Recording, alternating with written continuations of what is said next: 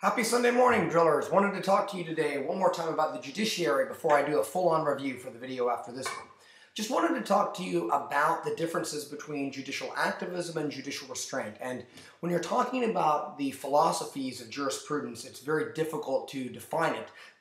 It's much more difficult than, say, somebody is a political liberal or a political conservative. When we're talking about legal conservatism or legal liberalism, things can get very messy in a hurry. So I'll try and keep it as simple as I possibly can. But in general, if you believe in strict constructionalism, if you believe in judicial restraint, then you tend to have a very limited view of the rights that the Constitution affords you.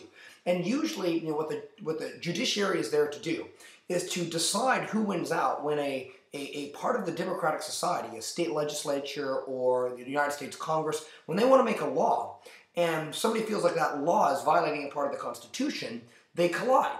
And of course, the Supreme Court is charged with deciding who wins out there.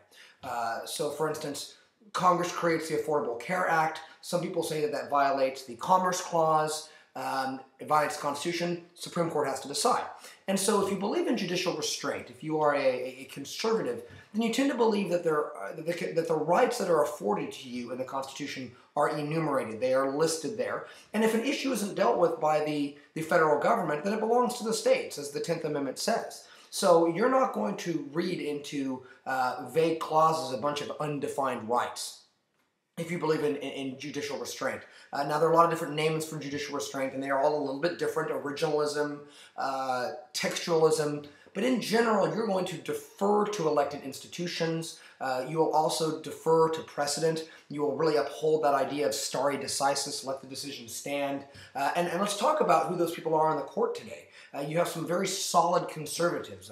Clarence Thomas is probably the most conservative, followed by Judge Scalia. And then you have some solid conservatives in people like Alito, people like John Roberts, and then you have the swing vote. You have Anthony Kennedy, who is, I think, the most powerful judge in America, because when you look at issues concerning federalism or concerning law enforcement or federal powers, he tends to vote with the conservative bloc. But when you get to social issues, he tends to be more with the liberals of the court. So let's talk about judicial activism.